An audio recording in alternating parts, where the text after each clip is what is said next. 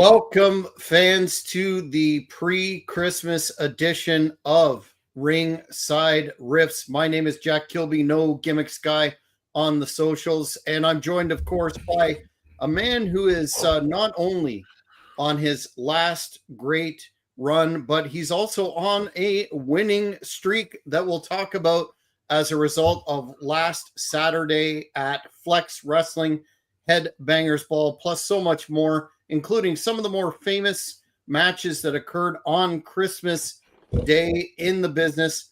But first, without further ado, the man known as the Kingpin, the king of the streets, and now the man on a hot streak, winning streak. What would you expect? None other than Angel Medina. How are you today? Doing good, man. Just feeling a little bit cold today. The weather's cold. I know you're telling me that there's a blizzard in your area, but so I can't compare your weather to mine. But it is a little bit nippy out there. My bones are hurting, a little achy, but I'm pushing forward. Yeah. Well, we're going to talk about the role that your conditioning program has played in not only your capacity in the ring. You're still operating on that high level, but the fact that you answered an open challenge of one of the hottest up and coming, I would say up and coming, but he's already very established talents in the business, and that would be JP Grayson, Mr. Justified himself. We'll talk about that match, but first, before we get into all of that, tonight is a big night in the history of the business, or so WWE would like us to believe. Do you know what that is? John Cena's retirement match? Yes, sir. On Saturday night's main event, he will be facing Gunther, as was called. I thought it was Gunther. Gunther, tomato. It's my Canadian accent again. I don't know how to pronounce it. I just thought it was Gunther or Gunther, whatever it is. Something along those lines.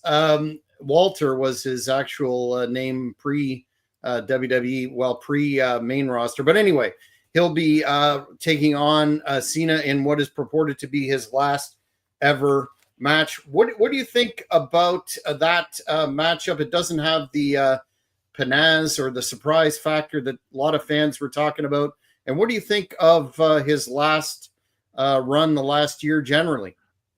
I really don't give two shits. I mean, he's a hell of a talent, but I really don't care. It doesn't really put any, steam in my pot, So, I mean, God bless him, wish him the best of luck, but I mean, I don't see any excitement in it. Maybe to a lot of other fans, it could be excitement, but match. Mm-hmm. Well, it's also rumored heavily that Chris Jericho will be ahead of schedule back in the WWE, not only for Royal Rumble, but for the first Raw of 2026. A lot of folks questioning that, saying, how can that be? It's contract tampering, et cetera, et cetera. But he is also rumored to be one of, I guess, several fully masked and covered in black guys that were involved in the Survivor Series War Game match for that last great run as well. What do you think of Jericho's chances of showing up for that? Do you see him having a really good last run, something better than we saw with Cena, or what are your thoughts on that? I mean, Chris Jericho's a hell of a talent. I mean, I think you're going to see a good run this year, especially if he comes back to WWE. I think it's just going to be interesting and it's going to be fun. I mean, he's only, 54? Yes, sir. So, I mean, it's time. I mean, I'm not saying it's time to lace up the boots and walk away or unlace the boots. But the thing is that, like I said, maybe, a lot of people who come home, like Gronk, went back to, back to the, Patriots, just to sign out, finish his career there, like a one-day contract, just to finish up his career. So, yeah, I could see him finishing up in WWE. Unless he's playing the both sides against the middle deal and looking for leverage with Mr. Khan. But I don't think Jericho needs more money, and it would probably mean more to him to end his career there. So it could be an interesting deal. The other story that we have to touch on over the last 48 hours or so is the whole deal between the man known as Hannibal Devin Nicholson and Ric Flair. Did you see these comments where he went in at Flair, basically criticizing him for saying that Hogan died of street drugs, called him a freaking disgrace, went on about his wives being divorced, et cetera, and being unfaithful, and then stated something along the lines of, you wonder why your stepson is dead and your son died of a heroin overdose. Get your own life in order before you start taking shots. That's creating a lot of negative feedback for Mr. Bloodhunter online. And Flair responded yesterday saying, mentioning my son's name in any way, shape, or form is not allowed. And he went on there. You can see it. I have my jetpack on, pal.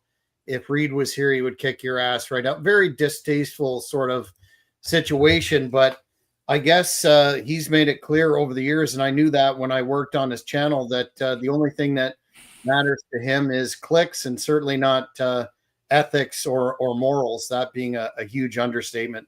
What do you think of this this little situation? I mean, Hannibal's a grown man. I mean, he could say whatever he wants. I mean, from my perspective, I wouldn't do what he did. I mean, I have a lot of respect for people. I'm not saying he doesn't. I'm just saying, like, he has his right to his opinion. Would I put it out there? No. Because again, that's a man's son who passed away. That's just a line you just don't want to cross in regards to that matter. I mean, it's very disrespectful. I mean, if you're gonna, if you're gonna pick on somebody, just pick on the man, not his family. You don't bring family and outside things. Just focus on him if you're going to chip your teeth about him.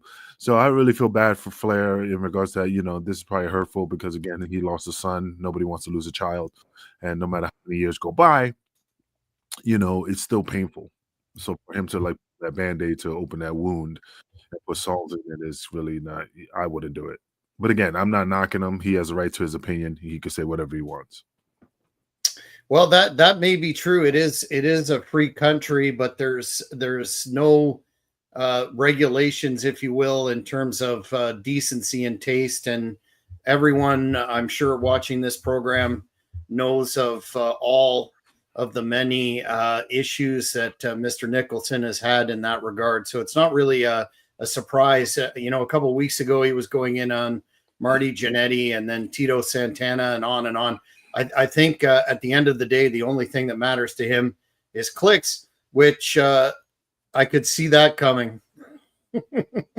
Speaking of Ric Flair, that's very Ric Flair-esque do. Very, very nice. He's what's he been up to? Just enjoying life, man. Enjoying life. That's all he could do in here, But I mean, what's your opinion in regards to the Hannibal situation? I mean, what do you think? Well, I don't really again think that anyone should be surprised because he really doesn't have, in my opinion, a strong moral compass, to say the least. And he will say he backstabs friends, uses people, in my opinion, with impunity, and this is just par for the course. I'm kind of surprised that it's resonating to the extent that it is, maybe because it's Ric Flair. And some fans have pointed out, well, Flair has issues, et cetera, et cetera. But I think going after Flair, like you just said, is one thing. Bringing in, a tragedy that still still haunts the man to his day is a very low class move, in my opinion. No, that's for sure. Absolutely. I mean, that's your opinion. Like, again, everybody can say what they want. I just think it's a little bit untasteful. Again, I'm not knocking them. I just think I wouldn't have crossed that line, and I cross a lot of lines. I do a lot of cocaine lines, a lot of fine lines, or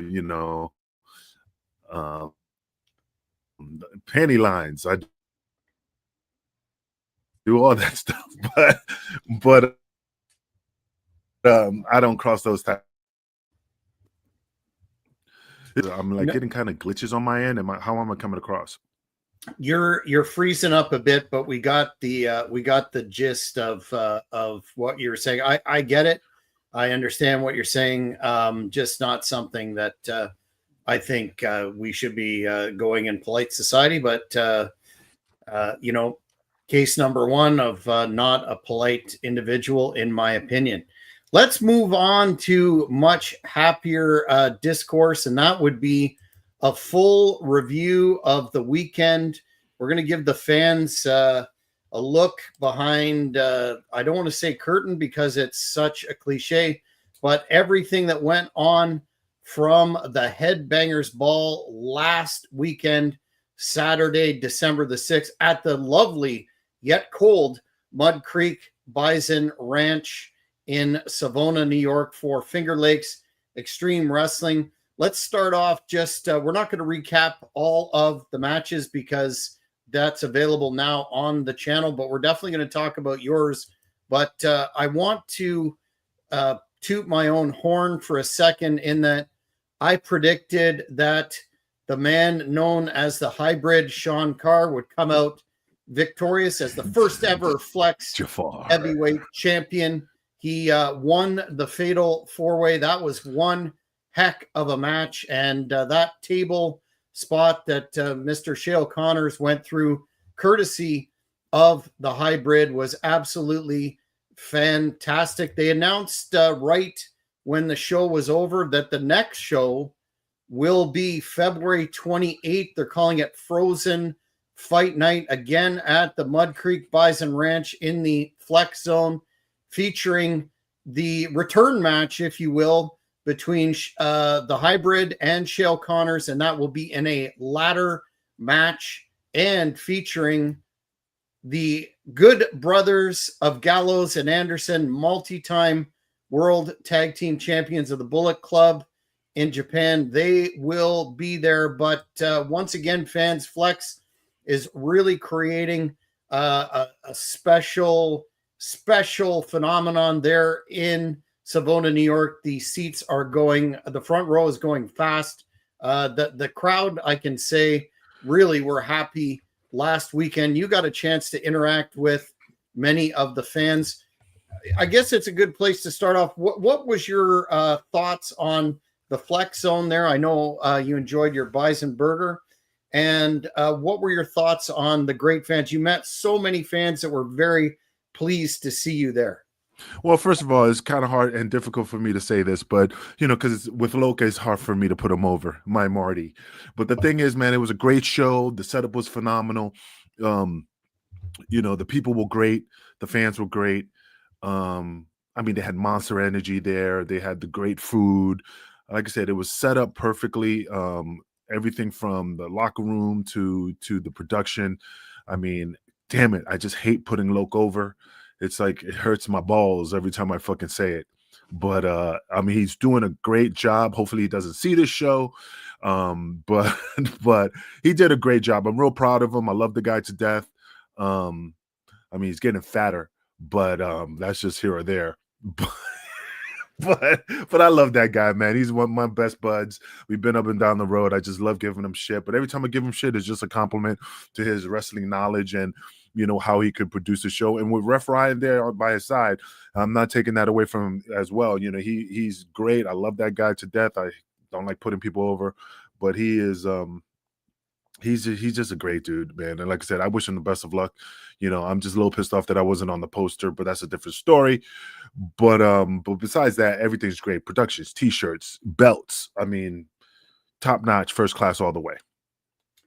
Yeah, and I would like to publicly thank Loke for all that he did for our production team. I want to shout out DJ Immortal, Brandon Brown, who was there to capture a lot of the action that you see on this channel. The man is a media maven. I wouldn't know that because he said he was going to do an interview with me and he did it.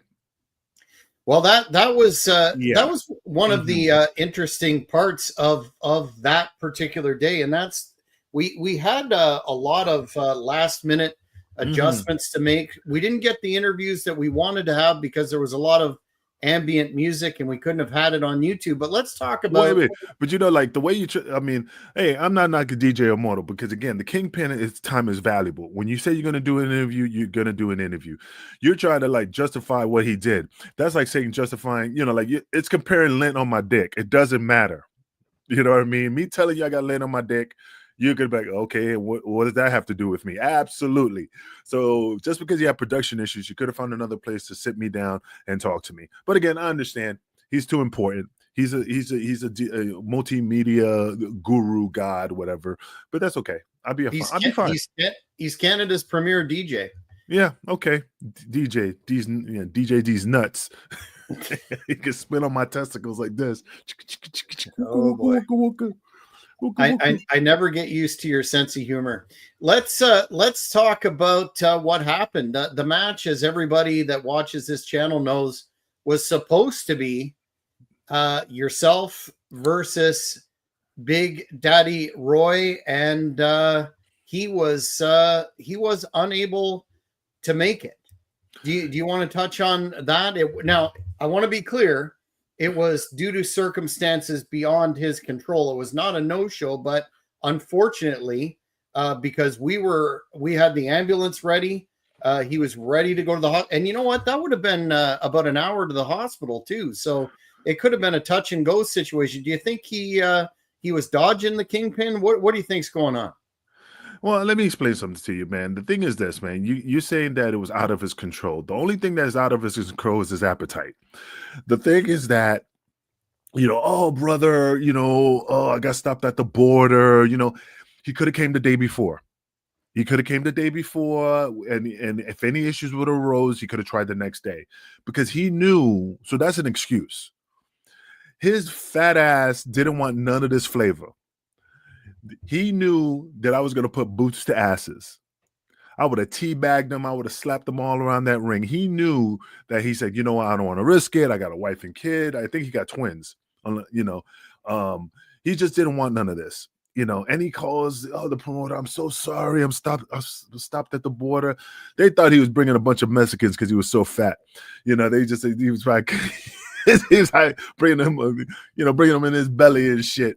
But look, man, he had a chance. I gave him an opportunity and he didn't take it. So now he's gonna cry. He's gonna whine. He's gonna tell people that he was stopped at the border. And I'm just like, it's whatever, man. You know, cry me a river, like the fucking song says.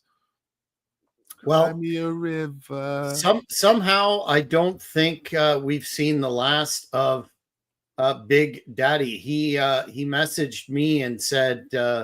You know, he's not going to let the matter go, and he wants to get you back in the ring. Wants to beat you. Get me back in the ring. I mean, he had the opportunity. That doesn't make any sense. You want to get me back in the ring. I give you an opportunity. You don't take it, and you make excuses. Now you're saying like you want a second chance. Let me explain something to you. When a girl bites my dick if I'm a blowjob, I don't give her a second chance. You know what I'm saying? I give her the opportunity to relish the magnificence of my juiciness. And then you don't take it? No, negative. I got to think about it. Well, I think regardless of your take on it, we haven't seen the last of him. Now, let's talk about a little surprise that we had planned. Our teammate, if you will, in the Big Money Players, the prodigy Nathan Banner was going to be there and provide some insurance for us, and he did not make it. I did not hear from him till a couple of days afterwards, and he had some travel snafus. He had to go to Dallas and had some plane connection problems, was in Detroit, and apparently he was robbed in a hotel room in Detroit, and under very, very suspicious circumstances. I guess he may have been drugged and just got his phone and everything back a couple of days ago.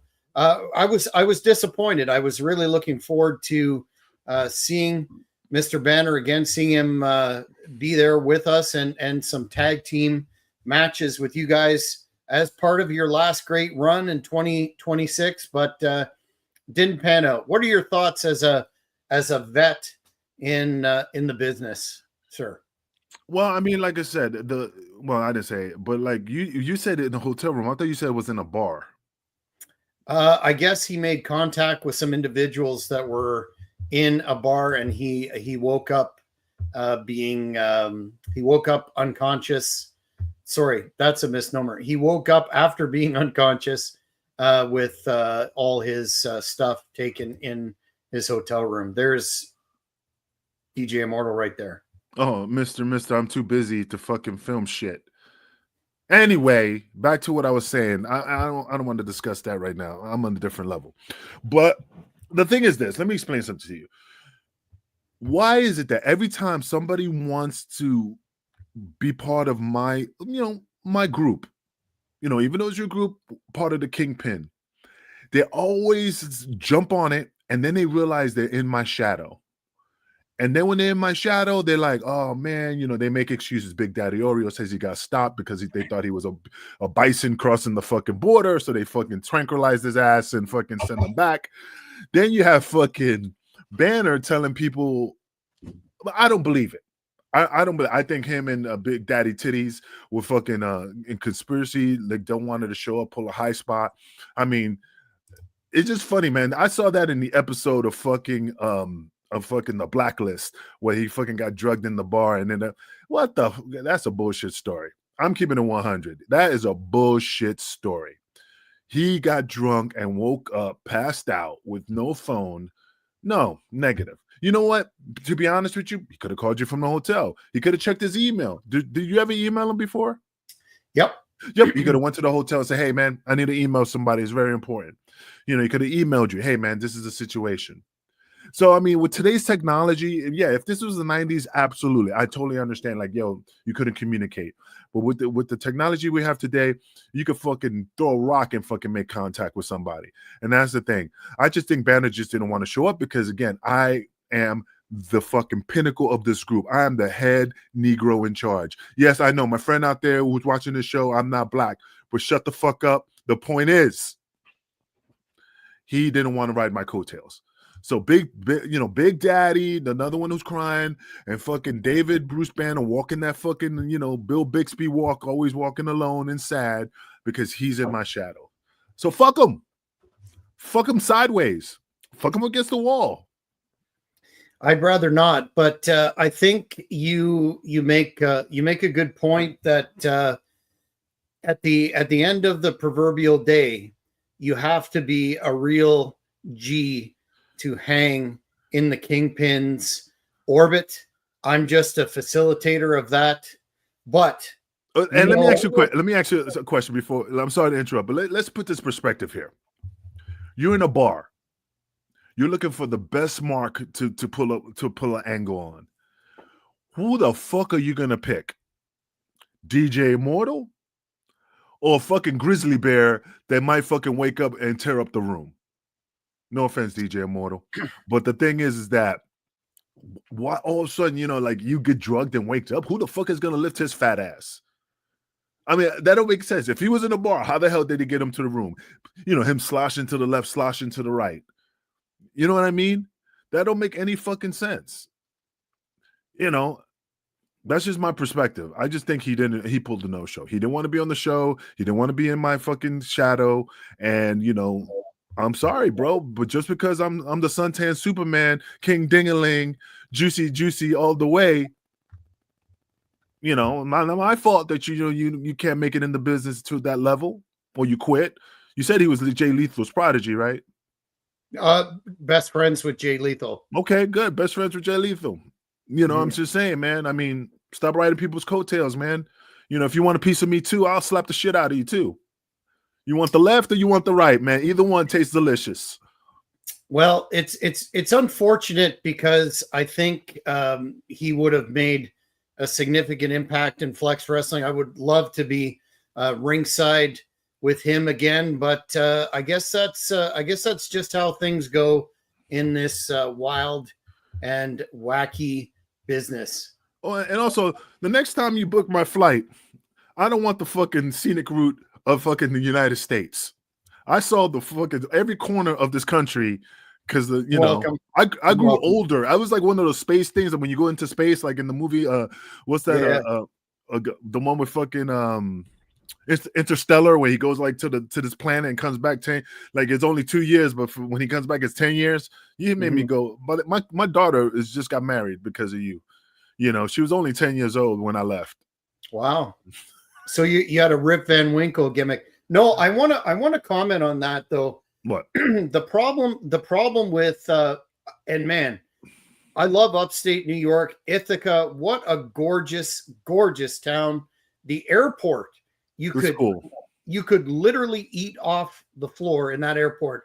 Lovely people, but I guess because you live said center of the country, it's hard to, even though it's an international airport, it's hard to get the gimmicks together to get you there directly. But let's not forget the way home was on the airlines 100% with what happened. I mean, the thing on the airline, I mean, to be honest with you, the airport was great. It was just funny they had a payphone in the lobby. I haven't seen a payphone in quite a while, but it was pretty. I mean, like, everybody was pleasant. I mean, even TSA was easy peasy. Nothing crazy about that. It was just I mean, landing in let me tell you this story. When I got to Minneapolis, changing the venue a little bit. They got me a nice hotel. Got me some some vouchers for free food. I really wanted to be home because I was really tired. Figured I'll hang out with my friend JC, kicking it for a minute, but man, no show. No show, man. My homie didn't come through. I was all by myself, all alone, all alone, like the donkey in Shrek, man. Eating waffles, just chilling by myself. But, it is what it is. But it was a long trip. It was a long trip. Definitely a long trip, and not to compare it, but here he comes. DJ Immortal is talking about how the drive home was. We hit a crazy storm. It was very much a whiteout between Syracuse and the border. Thankfully, we made it in one piece. But that's one of the things that a lot of folks talk about that wears you down in the business. That travel, and I guess you would concur with that. And I like how DJ Immortal goes, the drive home. You weren't driving?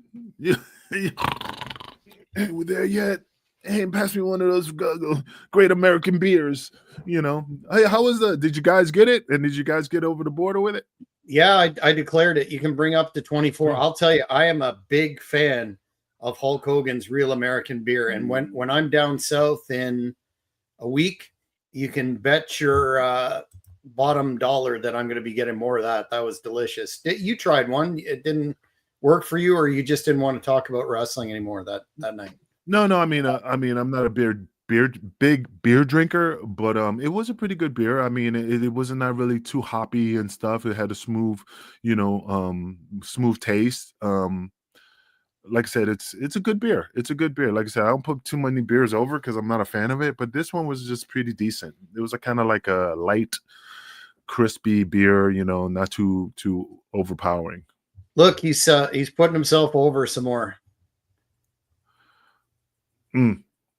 Okay. I think we're gonna have to cut. We're gonna have to cut the comments off just to keep it real. The Real American Beer was a highlight. And what about all the good stuff at Dunkin' Donuts?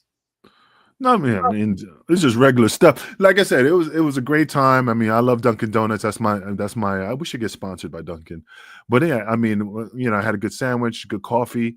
Besides they gave you a peppermint one. I mean, they've messed up the one the day before. But like I said, you always treat me first class. I'm giving you shit about the flights. I mean, yeah, we could tweak it a little bit, but that's not your fault. That's just the airline's fault. But next time we need to figure something better than that. Stick with one airline, man. If it's Delta, it's Delta. If it's fucking United, man. I think Delta was fine. Besides me running to the gate, but I'm sorry, United was the one I first flew. It was fine. But the Delta one was like, that didn't make any sense. But I'm like, all right, whatever, And then the fucked up part is that fucking Uber wanted to charge me $75, man, for one way, like a 15-minute drive. It was just ridiculous. And like I said, I got the money to blow, but I was just like, man, that's $75 each way. That's $150. I mean, I could have saved that money, So, and with Christmas is coming, that's probably better saved. I also want to shout out before I forget, the Planet Fitness in Ithaca, New York. They were awesome. They got us in at great gym, and doesn't look like anything at all from the outside, but inside, man, they were on point, and the staff there were excellent. I'm sure we'll go again. I guess is you not you, but I'm saying you get kind of spoiled when you see the gimmicks from the other ones, like purple with the big Planet Fitness sign out there. So when we went there, it looked like an abandoned mall from the outside, or abandoned fucking Home Depot. And then when you went in, it was just a regular Planet Fitness. It just threw me off because you're so used to that big purple, yellow outside gimmick and stuff. So we should talk about what happened in the match, and I just want to touch upon real briefly. Man, the card was tremendous. There wasn't there was not. I think Loke's got a real good thing going with some real standout local talents. I know that I've put this man over before, but Price Pure Gold versus Cheech. That was a match I caught most of live. You know who he looks like? Who? The one of the Baldwin brothers. Oh yeah, right. I never thought that, but man, he can talk, he can work. I really enjoyed the Colt Allen versus Siren Rain match. Colt's quite a character, as is Siren Rain. Both very adept in the ring. The Stampede match did not disappoint at all. Well, yo, is that King? Is that Sir Mo? Where? Oh no, that's CJ Settles. Motherfucking Men on a Mission. No, wrong guy. And then what a Haas fight this was between Wrecking Ball Legursky and Pat Sawyer. Pat Sawyer had a cool dude. Yeah, Pat had a surprising change of heart. He was involved in the fatal four-way and basically took Loke out of the match. So I'm sure we're going to see more between them. But man, what a great locker room. Everybody was professional. Everybody was in a very great mood. I didn't see a downside. And the production, as you mentioned earlier, Loke did a heck of a job. Bring up that poster again, no jokes aside. But I just wanted to bring up something. Which one? The one you just put up. No. With Loke. Jesus. What the fuck? All right. You know what? Like you were saying, this was a hell of a match, man. It was, the Carr versus Mantic, whatever. He was good, man. Hell of a wrestler. A lot of good maneuvers in that match. Loke was still got what it takes. It was like I said, I was watching it and I was really impressed. There was a lot of great talent in that ring, especially Loke. But like I said, I was pretty impressed. It was a good match. And another thing, you could take that thing out. But Ricky Morton, great guy, met him many times. Just love meeting him. A lot of knowledge, just funny as fuck. And Kerry, most nicest guy on them. They're a great family, man. Like I said, I love seeing them. Like I said, we're not buddies or anything, but every time that we walk through the door, we're shaking hands, hugging. Like I said, those individuals, I love seeing them all the time, man. They just really brighten the room up, give that energy, and that's good energy. And like I said, Ricky Morton, God, man, no words can describe this athlete, man. I mean, the guy is at an age where guys should be retiring, and he's still pushing forward, flipping and dodging and doing all those crazy moves. Man, God bless that man. I wish I was in that great shape and in ring proudness. And Kerry Morton, what a talent he is, a bona fide star in the NWA. Both extremely nice guys. And I want to shout out the High Seas. They are a tag team that continuously put on tremendous matches, and this was no Oh yeah, exception. I would love to sit down with Ricky Moore and just pick his brain, man. I mean, I know I'm leaving, but still, you're always learning. You're always mastering your craft. You're always sharpening your blade, regardless of what you do with it. It's just good just to sit down and just get more of that knowledge, so you could be like, wow, man, I went to a master class. Mm. Because every time he talks, it's just everything is gold. When you talk, it's shit, but when he talks, it's just pure gold. Yes, absolutely. What do I know? Let's talk. With Ricky Moore, with Ricky Moore, you can't compare. No, nothing at all. The man is a bona fide legend and an inspiration. And you're right, moves like he's 35. Let's talk about J.P. Grayson, Mr. Justified. He of the Backseat Boys and the Amazing Graysons with his brother.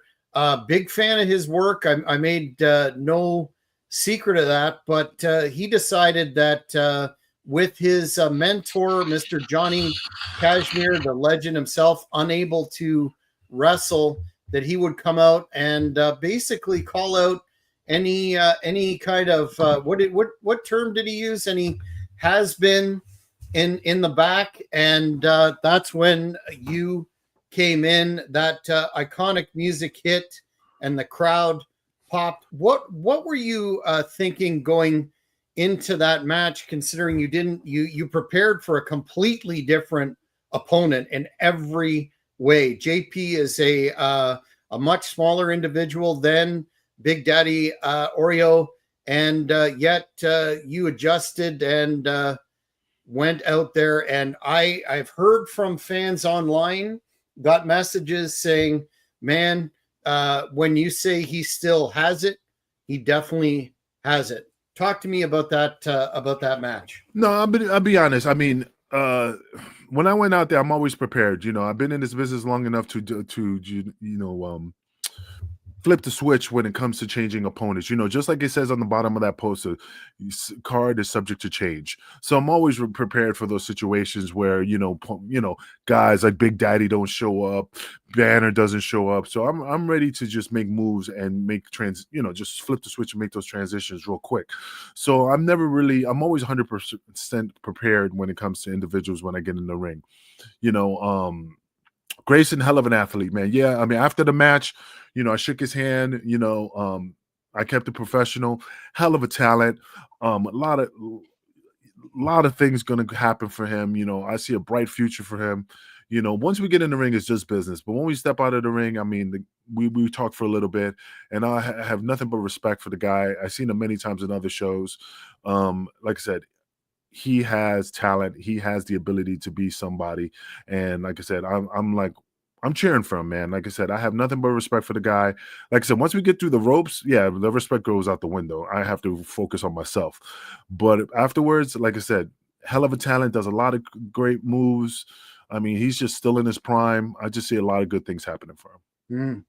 Absolutely. And he gave you all that you could handle. And I don't know if the fans have seen the match yet, but that finish could have gone either way when you hit him with the F5 when was he trying? I think he was trying to get his finisher on you, correct? Oh yeah, absolutely, man. We were just going back and forth, man. Like I said, he wrestles more than I do, so he was just on point, man. He was just hitting me with every move possible. Yeah, I'm not as wrestling as much, so I'm not crispy as I want to be.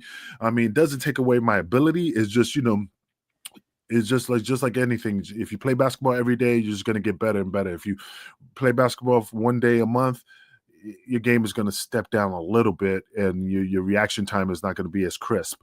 But I held my own, like I always do, and he tried to get me at the end, but I outsmarted him because intelligence beats skill. Sometimes skill doesn't win everything. You have to be smarter than your opponent, and that's the one thing I have. Even though I'm not wrestling all the time, I'm always thinking, and my brain's always working. You could say that again. Well, it was a very, very memorable night. I'm personally interested to see what is next for you. And I don't think you're done in Flex Wrestling by any stretch of the imagination. No, I really like it there. That was a hell of a promotion. I mean, great people. Like I said, I see a lot bright future for that company, and we got a lot of things in store that's in the works that they were telling me. So hopefully, yeah, absolutely. Regardless if I'm not wrestling anymore after this year, 2026 year, I would love to do some stuff with them and work with them behind the scenes, and still be relevant in the wrestling business. But fans, stay tuned to this channel. We'll keep you updated as to the next in-ring appearance for the Kingpin. I got a lot of gray. What was that? I got a lot of gray. Yeah, me too.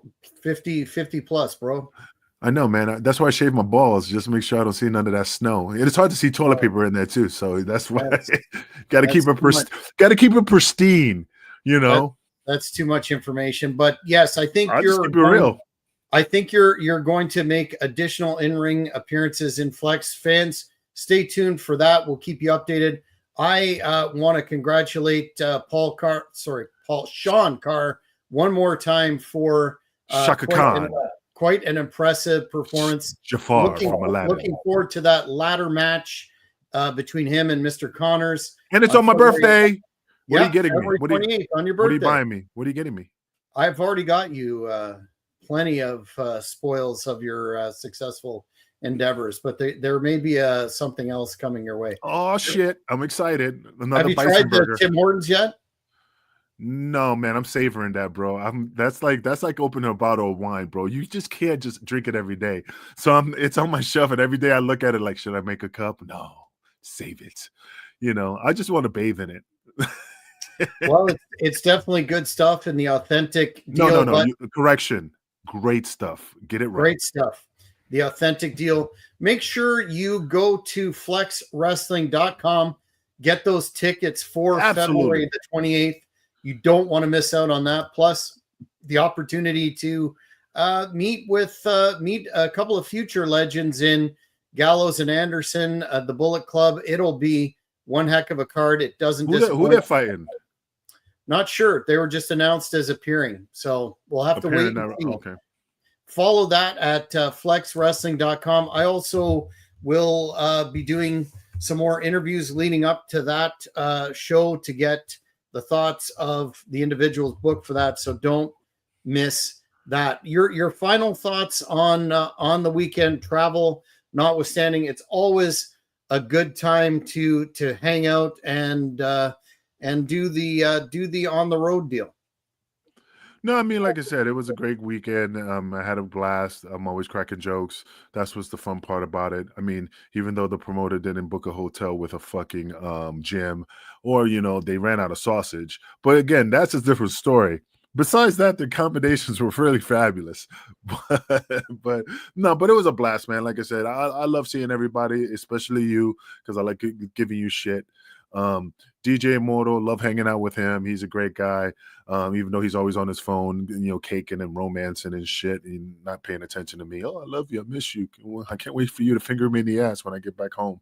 But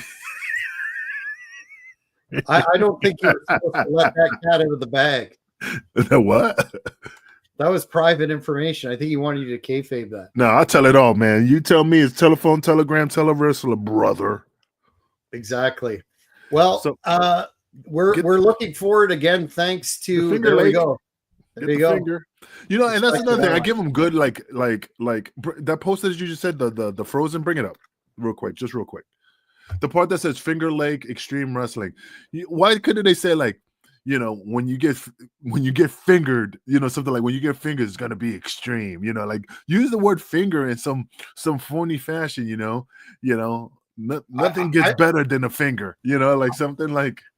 I would say because it's not ECW in 1997 anymore. Yeah, but it's a pun. You could take it any which way you want. It's a play with words.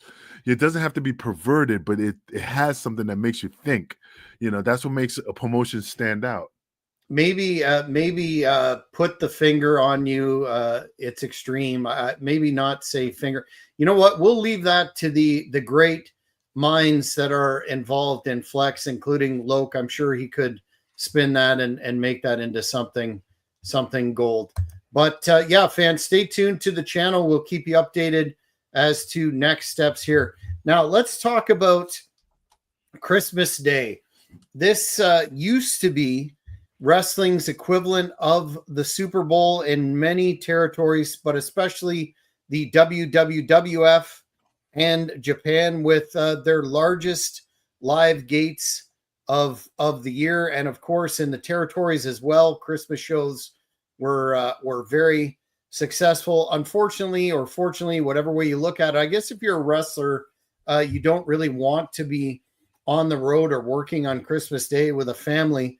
But do you have any thoughts on the tradition? I know Thanksgiving was also a big deal. We talked about that, but the Christmas tradition of getting those tickets in your stocking and then going to the show, that must have been special back in the day.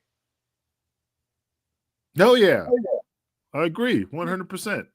You know, but I hope. I mean, I'll be honest. I really don't want to do if they want me on the 20, because it's my birthday. I don't want to travel on my birthday, but I'm pretty excited. Hopefully, the March show we're on it, and I think that's going to be fun. And that's going to be in another building. What was it called? It was a theater, but it's a gorgeous. My God. It looks perfect for wrestling. What the hell was the name? Power Crunch? No, Power. I don't know. It was just something cool. It was a nice building. I hope we could do something there. I'm trying to find the name, but I can't find it. But yeah, but but whatever. But it was a nice, pretty good building by a lake. So Loco always finds these good locations. I'm not saying it's not Ref Ryan who's doing the work. I really don't know, but they did a good job. So every time I bring up Loc, whoever did it, I'm referring to the other individual, but Loc's always coming out of my mouth. Mm-hmm. In terms of working Christmas, what are your thoughts on that tradition of the past? It must have sucked. I guess if you're on top and you're making Hogan money or whatever to main event on Christmas Day or Flair, that's one thing, but to work Christmas must have been difficult on the wrestlers, and maybe explains why it largely died out in the US by the late 80s. Yeah, I don't think I remember, like, wasn't oh my God, fucking Kerry Von Erich, all of them were working. There was in the documentary, they said they worked on Christmas Day, Thanksgiving, and stuff. So I understand it's the business. If you grew up in the business and your dad's in the business and that's the mindset, so you don't really think about it. But compared to the other wrestlers where you have to be away from your family and friends and stuff, because that's the time to be with family, it's very hard, because it's hard to put it over to your wife, say, hey, I'm making some money, and especially if you're on the other side of the, like the country.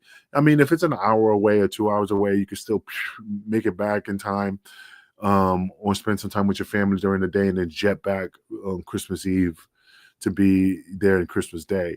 That is kind of hard. I never did it. Even when I was in ECW, Paul gave us the time off.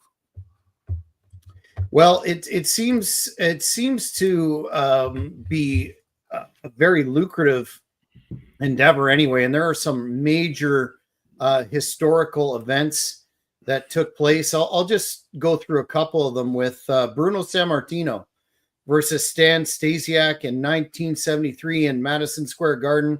For the title, Bruno regained the championship. He had lost to Ivan Koloff. One of the most famous title changes in MSG history. Then actually before that, on December 25th, 69, Bruno Sammartino versus Killer Kowalski, a legendary bloody cage match, one of the biggest gates in the history of the WWF, 3 Ws. And then Bruno before that versus Spiros Arion, 1967, at MSG again, $80,000 plus gate in that time frame. So big business there. In more modern times, let's talk about this one. World Class used to run a Christmas show on Christmas, obviously from Dallas. Perhaps the most famous of these was December 25th, 82, in the Reunion Arena with Ric Flair versus Kerry Von Erich for the NWA title. Michael Hayes as the special guest referee, and that ended or had the famous spot where Terry Gordy was there and interfered and slammed Von Erich's head, or actually shut the cage very violently on his head, turning the Freebird's heel. One of the greatest cage matches of all time. Oh yeah. What do you think about that one? That's got to be the gold standard still. Yeah, I remember that. I remember that match. It was pretty good. It was pretty entertaining. Shit, I was just a kid, but I think I saw it on replay on ESPN when it happened. Like I said, I can still remember it to this day. It was a hell of a match. I mean, even the audience was just, the fans jumped over, and it was just almost causing a riot. Mm-hmm. You know, so I mean, yeah. And kicked off all that big business between the Freebirds and the Von Erichs for what, 8 or so years. Then in Japan, Jack Briscoe versus Dory Funk Jr. for the NWA World Title. That was one of the biggest crowds in All Japan's early years. You also have numerous encounters involving Antonio Inoki, once with Fujiyami in '86 in the Sumo Hall. That was the peak of New Japan versus Japan Pro, that invasion angle that they run. Antonio Inoki versus Billy Robinson in '75 in Japan. Inoki defended his NWF title against Robinson. Did you ever catch any of Robinson's work? Billy Robinson? Yeah. Vaguely. I mean, he's a hell of a wrestler, a great catch can wrestler. He has a website that has a lot of DVDs and tutorials and stuff. Shit, what the fuck is it called? But yeah, I know Billy Robinson. Like I said, I only saw a couple matches and stuff, but not like not heavily, if that makes sense. Mm-hmm. Yeah, one hell of a technician. Then Fez versus Buddy Rogers, all the way back, multiple Northeast towns, December 25th, 1958, part of the famous Christmas Curse series where Rogers repeatedly tried and failed to win the NWA title against Fez. Hey, just quick, the website is called scientificwrestling.com. That's it. Yeah. I forgot. One of the perhaps in the modern era, the 1984 season when Hogan won the belt from the Sheik. His picture's in the thumbnail, but that wasn't the match. That was in January of '84, of course. But they ran a house show at the Omni in Atlanta, like thick in Jim Crockett territory, where Hogan defended against Mr. Wonderful Paul Orndorff in the main event and did amazing bonk business, so to speak. So a rich tradition of pro wrestling on Christmas and in the Christmas season. This week on Tuesday, I'm happy to be doing a show with star maker Kenny Bolin, where we'll talk about his experience working Christmas and the Christmas season in the territories that he graced. Of course, Kenny is responsible for sending more talent to the WWE system than any other manager. Famous former friend of Jim Cornette, always a very entertaining individual and wealth of knowledge, historical knowledge. Really like Kenny. Looking forward to that. What do you have on tap, Kingpin, for the Christmas season now that you're back and recouping from last weekend? I'm gonna be honest, man. I'm not really gonna be doing much. This is the Christmas holiday. I was gonna go to jiu-jitsu today, but of course it's 1 to 3. So I'm gonna go tomorrow for judo, and then go home and just rest. I do have another podcast to do, watch along. So that's gonna be pretty cool. What's that? What are you watching along? Oh shit! I forgot the name of the show, but are you watching one of your matches? Man, that's like a 2-second match. No, it's just I think it's I don't know. They just say if I was willing to sit down and do a watch along, and since I'm pretty entertaining, I just thought I'd just say, yeah, I got nothing to do. I'll do it. Cool. Yeah. Well, I know we'll be reconvening in January, but I want to take an opportunity to wish everyone out there, our viewers of this program, a very happy holiday season, Merry Christmas, and New Year 2026 is looking big. Of course, this year was the year in May that we moved the show from another network, and I've very enjoyed the growth of the show on Cheap Heat Productions, and we're gonna have more good stuff in the future for everyone. And I did find the name of that podcast. It's called Jumping the Rails Wrestling Podcast. So Nice. that's what I'm gonna be on tomorrow at 4:00 Central Standard Time. So Perfect. check it out. Be sure to check that out, fans. And program note for Cheap Heat, tomorrow at 5 p.m. Eastern Standard Time, I'll be doing a deep dive, a career interview with a man whose work I really enjoyed, not only in the WWF, but in the NWA. That would be the legendary Boris Zukov.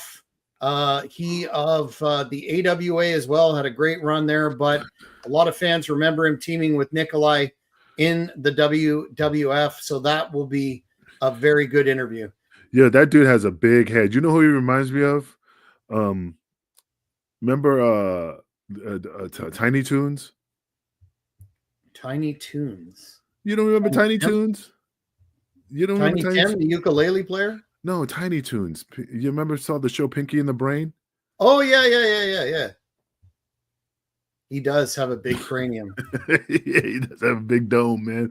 You know, so yeah, I mean, hell of a worker, but from when I was a kid, but you know, well, all jokes aside, he does have a big nugget.